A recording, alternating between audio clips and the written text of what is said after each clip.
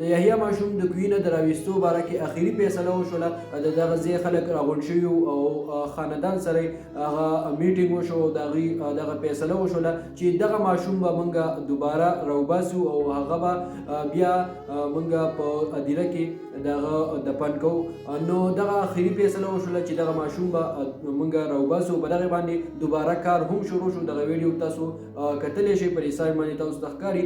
خو دلته یو پیغام زه ورکوم ټولو کتونکو ته، خو دغه ویډیو وګورئ، د هغې نه پس زه خپل پیغام چې دی تاسو له درکوم. دغه ویډیو وګورئ.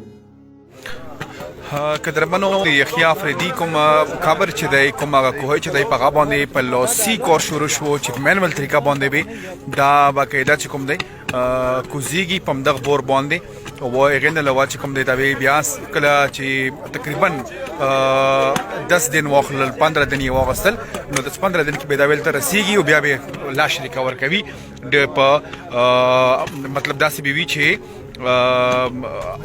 سلامت په کوم دی هغه سلامت په کوم دی هغه ملو شي سلامت په کوم دی هغه ملو شي.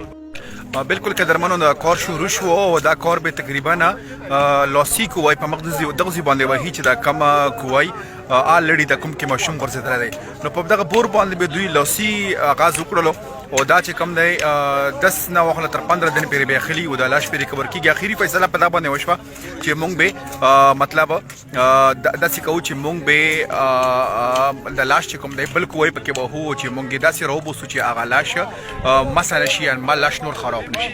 خبره مو کړله چې دا کور به انشاءالله کوو، دا به راوبوسو. الله دې وکړي. غم دی تکلیف دی، خو چې دا ماشوم موږ روغ ریکور کړو دا به یوه خوشخبري وي، خوشحالي وي، دا به تاسو ته اورو. دغه ویډیو مو کتله د ماشوم د راویستو دغه کار دوباره شروع شو.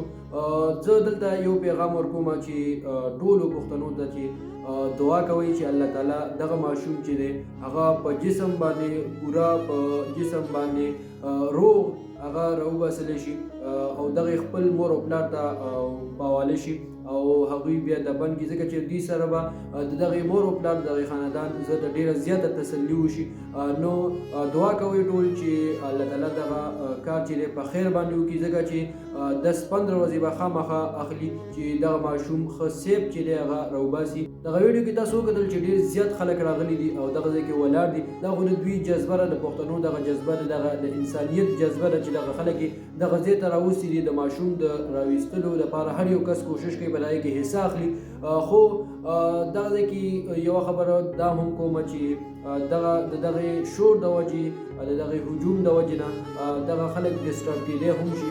نو پکار ده چې دغه دلته کم نه کم کسان وي، کم کسان چې کار کوي نو چې هغوی وي او دغه کار چې دی دغه په خیر او عافیت باندې وشي نو دغه به ډېره زیاته ښه وي. څه شور پکې نه وي، څه بل څه مسله پکې ونه شي، نو دغه به زه یم چې ډېره زیاته بهترینه وي.